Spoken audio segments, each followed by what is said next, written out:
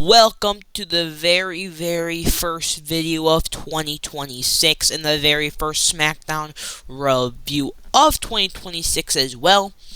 And this SmackDown was the first 3-hour SmackDown of 2026 as well. And it started off with a bang as the Legend Killer, the Apex Predator, Randy Orton returns to interrupt the Miz when he was cutting a promo. I did not watch the Miz's promo, mainly due to not having my stuff to watch it right then and there. So I had to wait like a couple minutes so I can get my stuff to watch it. So yeah, but I did see Randy Orton come out. The Miz introduction said, yeah, the two locker room leaders of WWE are here on the Happy New Year edition of Friday Night SmackDown. And obviously, that didn't end out well for The Miz, because The Miz ended up getting hit with an RKO. Then the crowd chanted one more time after Randy Orton shook Miz's hand, pat him on the chest, and gave him another one due to popular demand.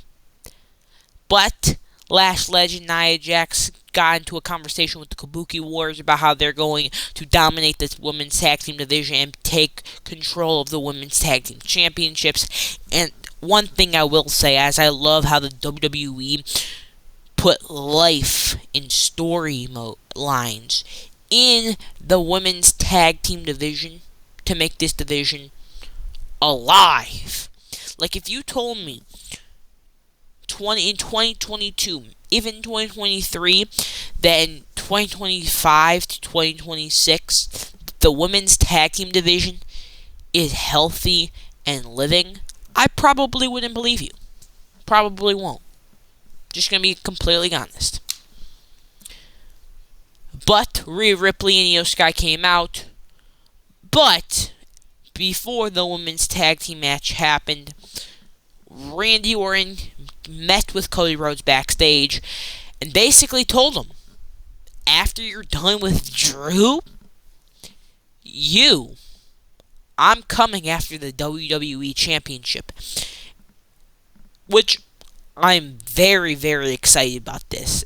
It doesn't matter if Cody retains the championship, if Drew wins the championship in Berlin. Don't matter. Because Randy has history with both men. Randy has history with Cody going back to Legacy. Randy has history with Drew going back to the pandemic era during Drew's first WWE Championship reign. And so it doesn't matter who walks out of Berlin as a WWE champion, because Randy has history with both men, and it don't matter. Each story makes sense. Also, I'm finally glad WWE's finally pulling the trigger on Randy Orton going after the WWE Championship, because for the last about a year, almost 2 years, Randy has been staring at the WWE Championship and hasn't gone after it. And I don't mean that feud he had with Cena in May of 2025 when he had the championship. I mean when Cody had the belt, and for like a year, straight year, Randy kept, when he was by Cody, he was looking at the title. Like, bro, what's that gonna do, bro? Like, what? But I'm finally glad WWE's finally pulling the trigger on Randy Orton going after the 15th time World Championship. Very glad that WWE has officially done it. But it was the Kabuki Warriors and Lash Legend and Nia Jax teaming up to take on Rhea Ripley, Io Sky, Charlotte Flair, and Alexa Bliss in a pretty solid, decent tag team match, I will say. Of course, Asuka hit a beautiful roundhouse kick to the back of Rhea's head. Alexa hit a crazy, somersault. And then Lash, on commercial break, pulls out this beautiful standing splash that I did not expect from Lash Legend. Uh, I cannot tell who that. Oh yeah, Charlotte Flair got tagged in. Did a beautiful crossbody. Her comeback moves. Hit a picture perfect moonsault on Nia Jax, I believe. Yeah, Nia Jax. But then Charlotte botched a move, tried to do like a roll up type thing. But Nia Jax did a beautiful counter to the for the botch roll up and hit a leg drop. So it's making it kind of believable that when Charlotte went for the roll up, Nia grabbed onto the rope so she wouldn't fall, and then she just led to it. Nia taking advantage and hitting a beautiful leg drop. So that was very good ring work by Nia Jax. We'll say that. But as Asuka got tagged in, she got put in the figure 4 leg lock, but then Charlotte tried to go for the figure 8 leg lock, but as she was bridging, Kairi Sane got on the top rope, hit a beautiful insane elbow. Then Io got tagged in. He started cooking with this beautiful stomp to the chest, beautiful missile drop kick. Then as Asuka threw Io over the top rope, ran off the ropes, Lash tagged in, tried to go for the booty buster 3000, but Io dodged, kicked her right in the booty as Io tried to do a springboard. I don't even know what she's going for, but she got nailed straight in the face by a Lash legend with a big boot and sent Io flying across the ring for only a 2 count, which honestly, if this finished the match right here, I wouldn't have been mad. Wouldn't even been mad. Anyway, the crowd was getting behind, I believe, Io time, trying to get Rhea Ripley tagged in, but Charlotte came in, big boot to Nia. And then Asuka got hit with a Sister Abigail DDT, and I'm pretty sure Joe Tessitore, or no, it's Michael Cole. Michael Cole keeps on messing up. Now, hold on. I hate how commentators say this is a Sister Abigail, because everyone knows this is not a Sister Abigail. The finisher that Alexa Bliss does, the DDT type finisher, it's not a Sister Abigail. I swear, every time she performs a move, I hear commentary say, Alexa Bliss with a Sister Abigail. That's not a Sister Abigail. It's a Sister Abigail DDT. There's a completely difference. She locks the head. A Sister Abigail is when you have them on your knee, and then you go flat back. You don't hook your arm like go when you hit him with a DDT. That's a completely different move. And you know for a fact, if Vince McMahon was still in charge, he would have lost his mind with the commentators getting that move wrong. And this is about a trend for a year now. If you're going to say a move right, because this is clearly not a Sister Abigail, I know it's probably not that serious, but to me, that's not Alexa Bliss's finisher. Her finisher is a Sister Abigail DDT. It's literally not a Sister Abigail. If it's a Sister Abigail, why is she hooking their head? I'm just saying facts. But Lash Legend got in the ring, but got a beautiful dropkick by Rhea. Eventually, Lash got out of the ring, leaving Rhea Ripley to give a beautiful riptide to Kairi Sane to let Io hit a beautiful picture-perfect moonsault for the 1, 2, 3.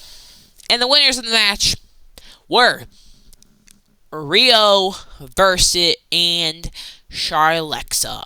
So congratulations to the women for getting the win over the Bougie Bully and the Annihilator and others, I don't feel like and the Kabuki Warriors. So, yeah, congratulations to them. But next up, we see the GM, Nick Aldis' office, and he was talking to Jordynne Grace. And what did Jordynne Grace was talking about? Finally getting called up to the main roster after being in NXT for almost a year. This is crazy to me, because Stephanie and Julia were only in NXT for less than a year, but somehow, and they got called up to the main roster, but somehow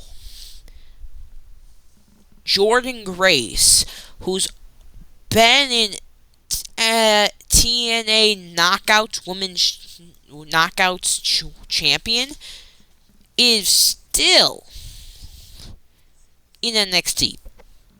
Like, I understand that you put her in NXT for a little bit, but she should have been called up with Stephanie and Julia.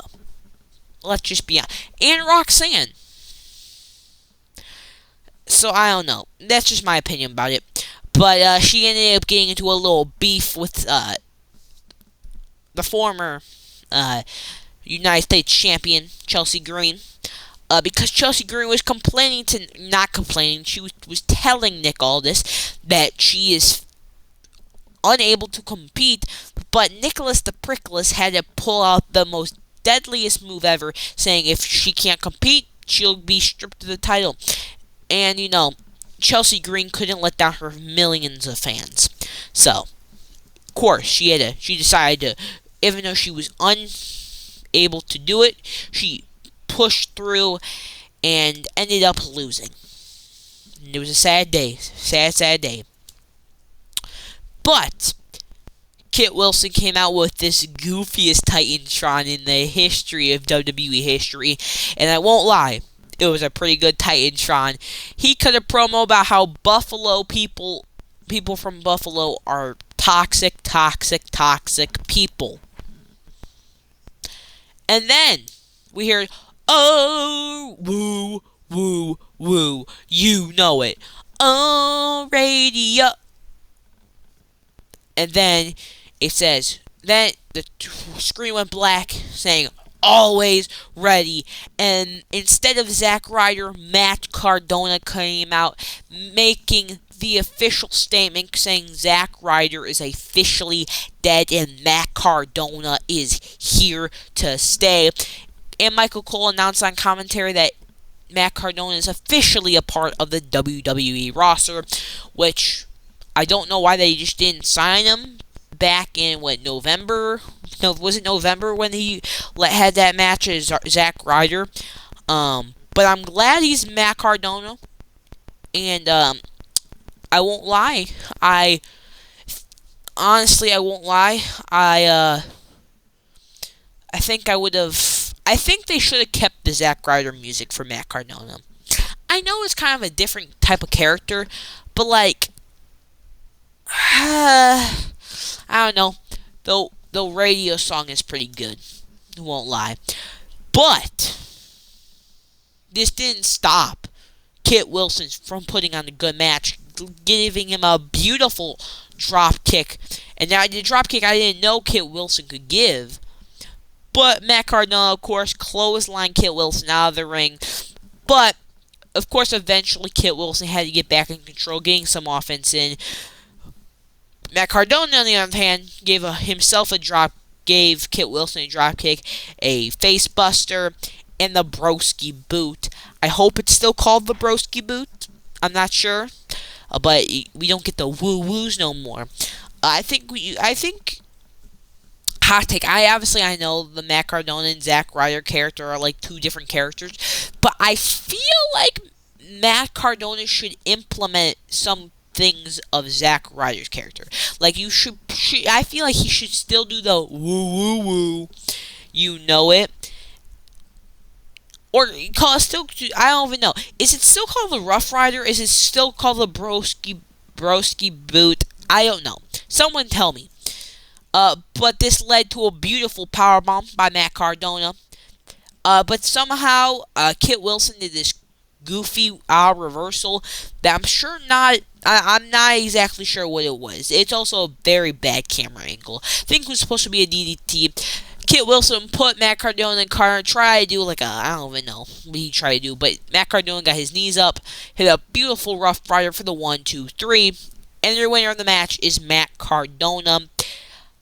So, congratulations for him finally getting a WWE contract.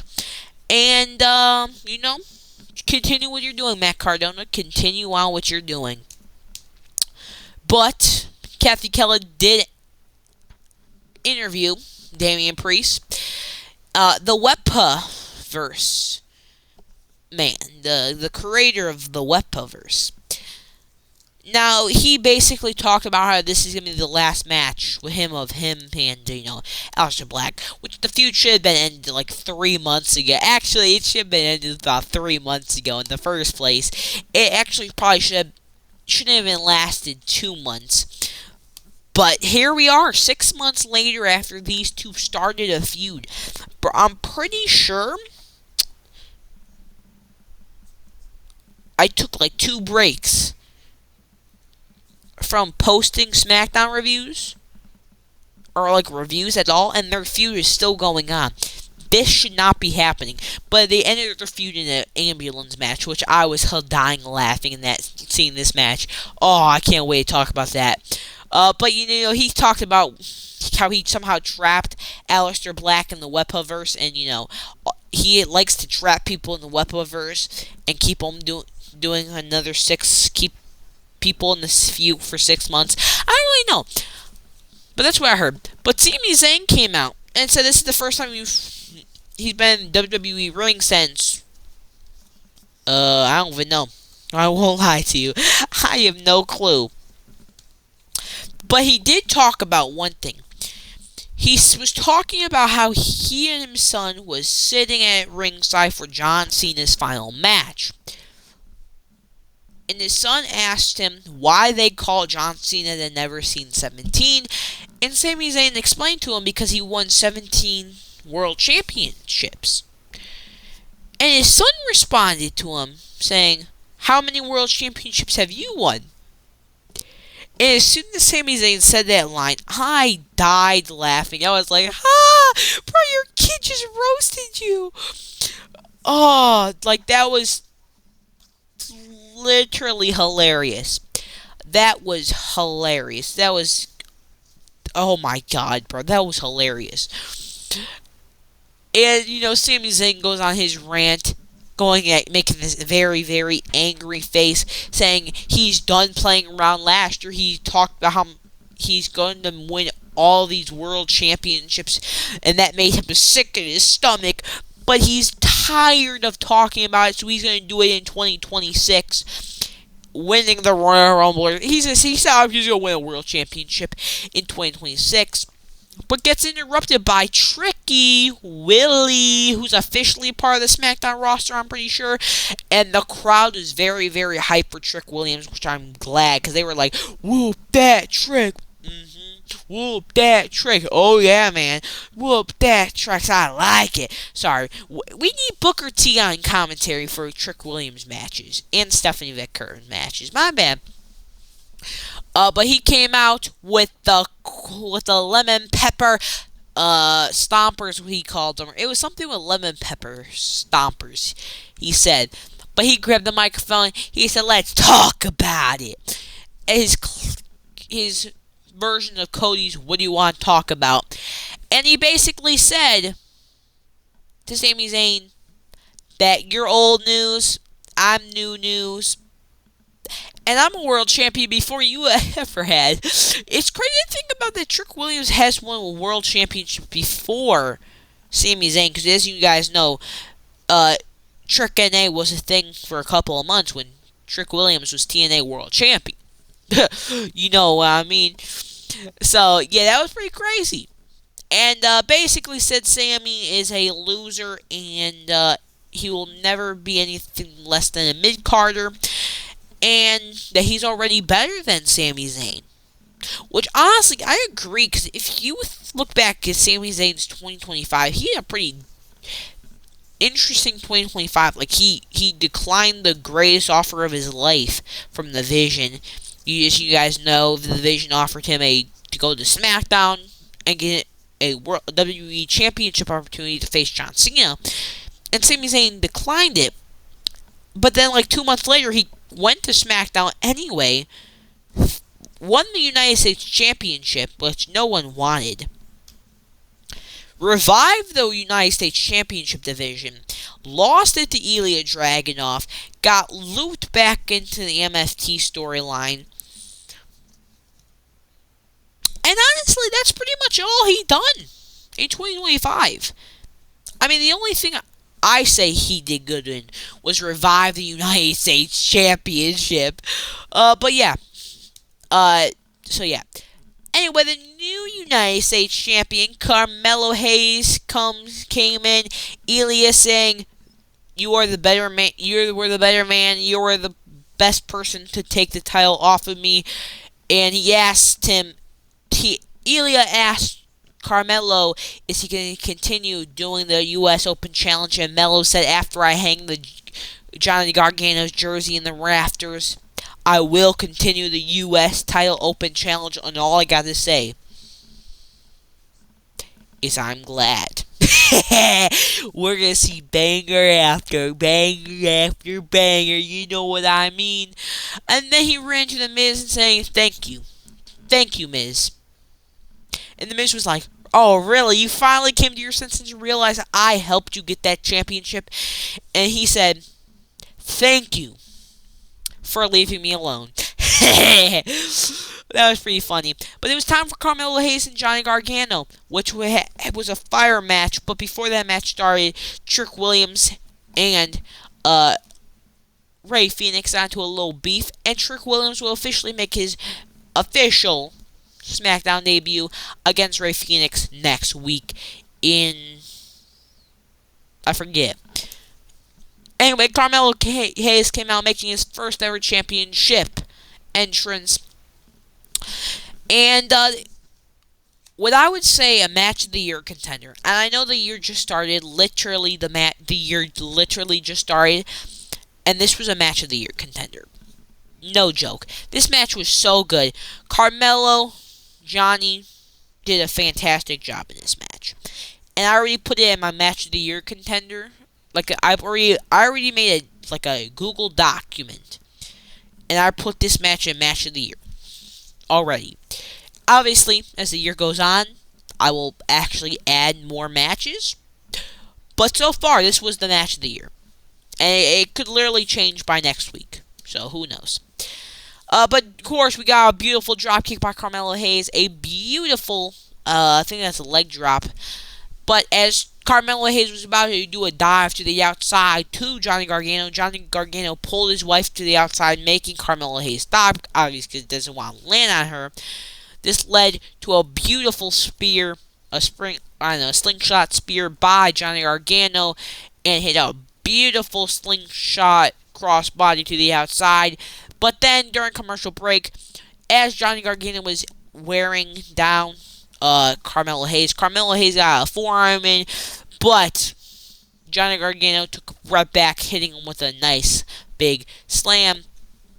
But as the match went on, coming back from commercial break, we see Carmelo hit a beautiful springboard clothesline, and whatever this move is, that whirly thingy thing. And then he slid Johnny's legs to the middle rope, hit a beautiful kick to the back of the head, and hit the fadeaway, which I have not seen this move in a minute. I'm glad he brought the fadeaway back, though. Then we see Carmelo do a dump to the outside on Johnny Gargano, hit a beautiful froggy, which I was not expecting. What? I couldn't tell you what this was. Oh, yeah. So Johnny Gargano got put on the top rope by Carmelo Hayes, but as Carmelo Hayes was doing his own whatever he was doing on the top rope, Johnny Gargano reversed it into like a reverse superplex, which was pretty cool. During commercial break, Carmelo Hayes got sent into the middle rope by Johnny Gargano, and a beautiful enziguri to the face of Carmelo Hayes by Johnny Gargano. But to end the commercial break, we see a double clothesline, and then after commercial break, we see Johnny Gargano take over with a clothesline. But as he was going for a move, he got hit with a beautiful super kick. Then when Carmelo went for another springboard clothesline, he got hit with a ginormous super kick. Then Carmelo hit a superplex. No, not a superplex. A suplex cutter. which sent Johnny Gargano to the outside. Johnny Gargano tried to do the springboard thing, but he got caught with like a stunner rope thing, and leading to Carmelo Hayes hitting a beautiful springboard DDT. But out of nowhere, Johnny Gargano had enough energy to hit a DDT of his own in a dive to the outside. But as he was going for another slingshot spear, he got hit with a knee to the face. And then Johnny Gargano was doing his own thing as Candice LeRae was distracting the referee. What? I don't know.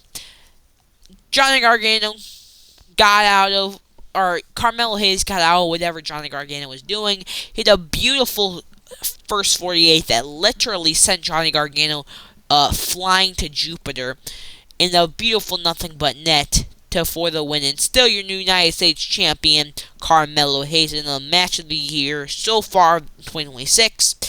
And I love how this year started out for Melo. Anyway, we got the Bloodline still talking about, the Wyatts. Which honestly, I don't really care about the feud. But we did see a Jordan Grace, Jay Cargill interaction. And all I have to say is pull the trigger, WWE. I believe Jordan Grace could dethrone Jay Cargill more than I believe Meechin. Or BFAB, literally. But after that, we did see Cody run into Sammy, asking where Drew McIntyre is. He said no idea, but he did say that Sammy did say that he is coming after the championship, and Cody better watch his back. So we already got Randy and Sammy coming for the WWE Championship, which I don't know why they're coming after the championship. Because if Cody retains in Berlin, we all know what's happening. Cody Roman 3, 42. Anyway, Cody makes his entrances. Whoa! He came out, grabbed the microphone, and said, "What do you want to talk about, Buffalo?" And he basically said that he wants to commit cannibalism and eat Drew McIntyre. And he basically just spit nonsense about how Drew McIntyre sucks. And honestly, how he wants to eat Drew McIntyre. But Drew McIntyre did cut him off, saying, "Oh, blah, blah, blah, blah, blah, blah, blah, blah, blah. No one really cares." But he did point out that he tried to have this conversation. But this is where Drew McIntyre did announce the stipulations for each match.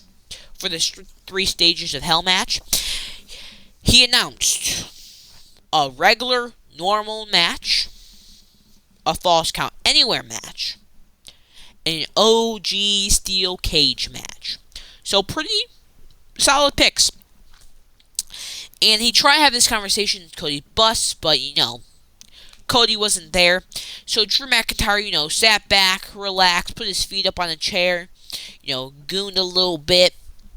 And, took a big dump in the toilet. Didn't flush at all. Even clogged the toilet a little bit. Left some doo-doo stains on the bed sheets. And then he saw the picture of Dusty and Cody from, in 2007.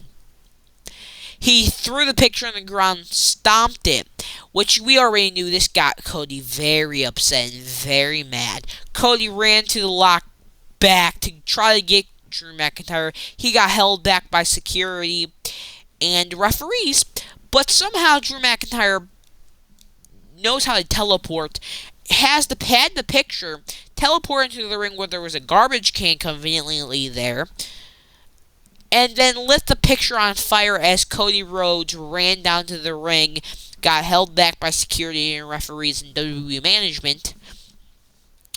And Drew McIntyre lit the picture on fire, threw it in the garbage can, and got close to Cody saying, "Hit me, hit me." Obviously, Cody got held back, and in a devious way, to get this feud with Cody even more unhinged. And all I gotta say is this is crazy. This is just awesome. This feud never... See, this feud actually is good enough to last 6 months. Anyway, we had Julia versus the United States champion, Chelsea Green, for the championship in what I would call a Julia gets all the offense match. Julia hit a bunch of drop kicks to the back of Chelsea Green. Chelsea Green got hit with a nasty elbow, but Chelsea Green did hit the Rough Rider. But when she went for the pin with that, Kiana James distracted the referee so she couldn't get the pin. But Alba Fire grabbed, what's her name? Kalani? No. James. The James girl, I forget her name. I don't even know. She's irrelevant. The 401k girl. Threw her off the hardest part of the ring. With this led Julia to hit a move. The big knee to the face. Then, wait, was this the knee? No.